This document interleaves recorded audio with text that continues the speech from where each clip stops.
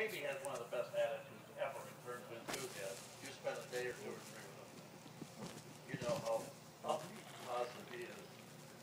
I remember Chip gave up golf about 4 or 5 years, about 10 years ago, and tried to sell insurance. And then came back to me when he decided he was going to back to golf, and he said, I realized that I have absolutely no talent in selling insurance whatsoever. And I at least have some at playing golf. I'm going back to golf.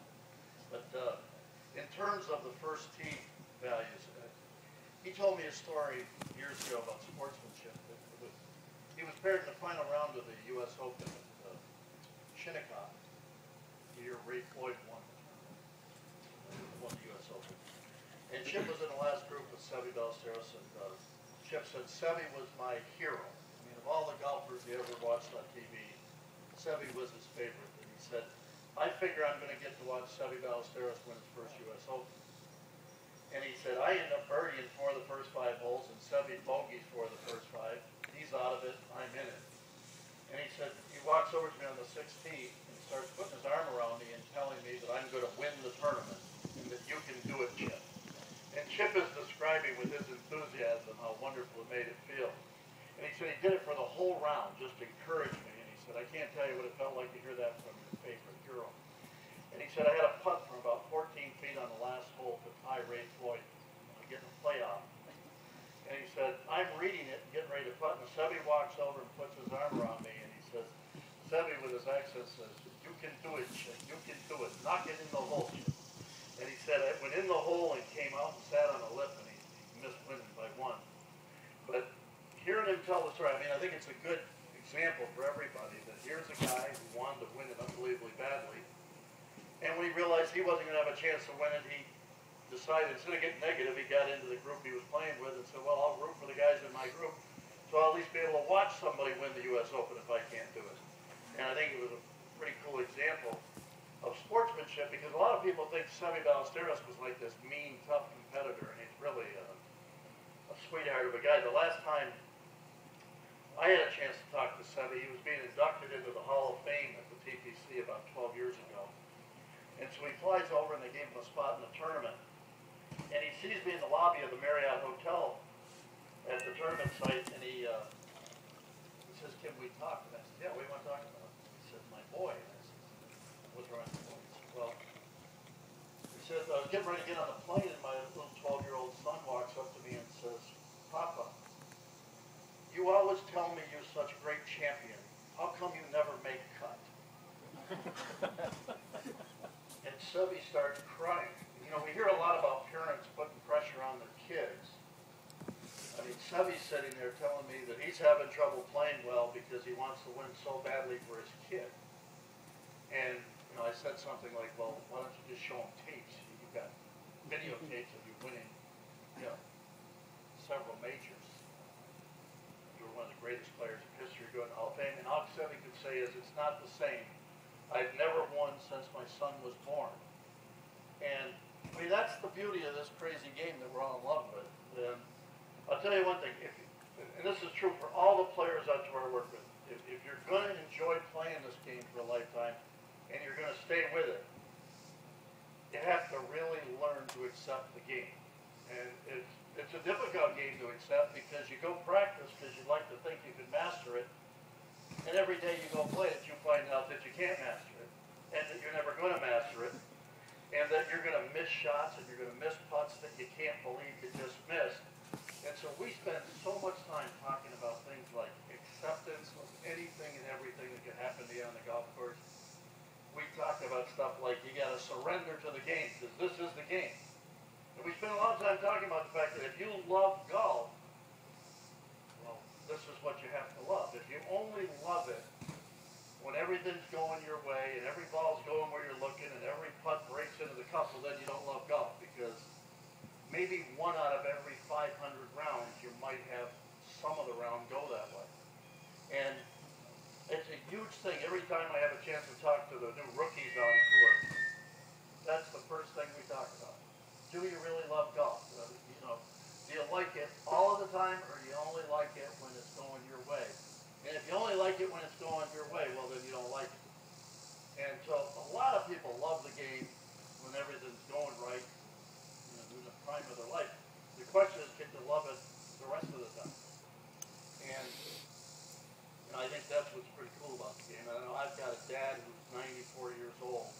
took the game up at 64-5, he and my mom, and my mom has now stopped playing at 92, but my dad at 94 is still playing. And that's a pretty cool game. You can play when you're 8 and you can play when you're 94 or 100 years old. But the challenge is, can you keep enjoying it? Can you keep loving it, or are you going to let the game drive you half nuts? And most people wouldn't think that tour players get good by how well they accept the game. But I don't know anybody who gets very good at it if they can't deal with the game. And it's a very finicky game. When it's easy, it's so easy that it's ridiculous. And when it's hard, it's so hard that it's mind-boggling. I mean, last year, my wife Darlene was with me at the British Open, and one of the players, Darren Clark, wins the British Open, at the age of 43. And I can't tell you how much it means to him at the age of 43 to win. And we had a great party that night. All Darren could talk about all night is, boy, Doc, I don't want this to be the only one. I want to win a lot more of these. And I would say since then, he has put so much pressure on himself to live up to being the British Open champion that he's fighting himself and he's fighting the game. And I can't wait to see him next week and hopefully spend a bunch of time with him. But it's that fine a line. And most of my players are taking pressure off. They're finding a million reasons why it doesn't matter how you play. It was funny at the U.S. Open a couple weeks ago. On Sunday morning, I worked with Graham McDowell, Nicholas Coulthard from Belgium, and Padraig Harrington from Ireland. And they're all, and David Lovin, they're all right in the last 3-4 groups or so, teeing off on Sunday. And I can't tell you how many times each of them made some comment to me that how I play today does not define me as a human being. It's just golf. And I might play great and win it, and that would be fantastic. And I might shoot a million, but as long as I have enough guts to go tee it up, I feel good about myself. And I think that's what you see with a lot of competitive players, that they just want to have enough guts to go tee it up and post a score and live with whatever the score is. And I think in their mind, the thing that's sad is people who love the game, who love to play in tournaments, but don't ever dare to do it, because they think someone's going to change their opinion of them. I don't know anybody who changes their opinion of you based on what you shoot in a round of golf. And it's probably a good thing. But, Darren, someone asked me the other day in the media, what there is Padraig Harrington and Darren Clark. I said, well, Darren was the child prodigy who won everything growing up, and Padraig was the guy that no one thought would ever be a pro golfer. He's got 3 majors now, and Darren's got 1. But he said, well, what's the difference? I said, well, Darren's physically more skilled than Padraig, but Padraig has a spirit about him, an attitude, where he's just, I have never seen the guy when he wasn't in a good frame of mind or in a good mood. And I was telling the reporter that, it was Tim Rosenberg, who does a lot of the Golf Channel and writes for Golf Digest, and I said, Padraig actually told me that he was going to win a major 5 minutes after missing the cut on Friday afternoon at Augusta. He missed the cut by a shot, did his press conference, walked over the putting green for a meeting we had planned, thinking we were going to get ready to play great on the weekend. And he walks over, I had known by then that he was going to miss the cut, and he says to me, I now know that I'm going to win majors. Fantastic. What happened?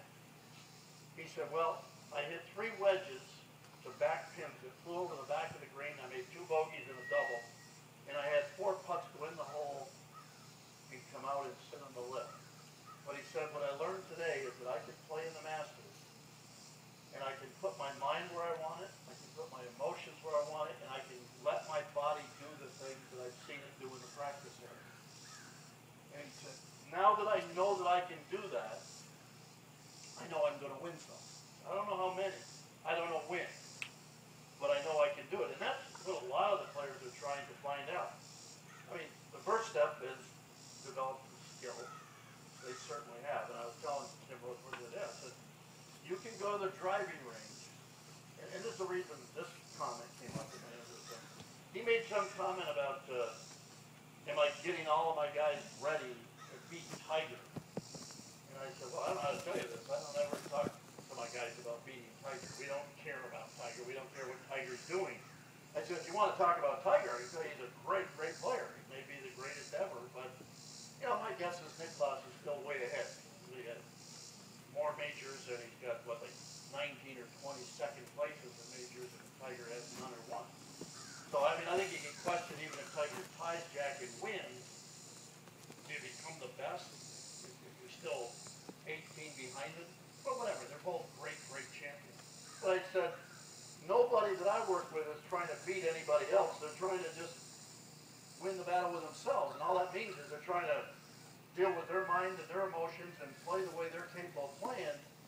And most of the time we redefine winning as if I do that and I let myself do what I'm capable of at this moment in time, then I feel like a winner. And we're always talking about if you have to be the winner, to feel like a winner, it'll be very difficult to ever be the winner.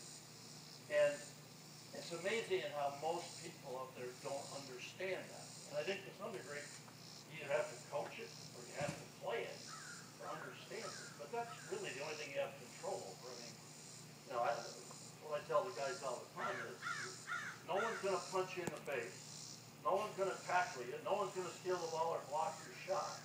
And they really don't have anything to do with you unless you let them. So in an ideal world, you don't care what the tournament's called, you don't care who's in the field, you're just playing against yourself at the golf course, and that's why it's a pretty cool game. And, if you've played a lot of team sports, I know I played basketball and lacrosse in college, and I played football and baseball before that in high school, but I mean, that's just kind of cool. You don't have to wonder if your teammates are dedicated or not dedicated, and you don't have to wait for them to save you and help you win. I mean, it's all up to you. And you can practice it on your own. But, I think that's why a lot of people love it. But, you have to learn how to handle yourself. And I really don't think there's anything else you'll do in life that's more honest than the game of golf. I mean, this game, if you have a doubt over a little putt or a shot or a simple little pitch shot, you're probably going to hit it forward.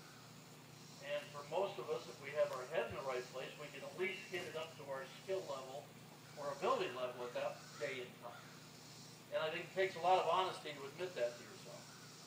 And I would say even the tour players will tell you they have more trouble on an easy chip or pitch shot than they do if it's in the deep rough. Their attitude is, this deep rough, it's okay if I hit a bad shot, so they just get up and see it and hit it.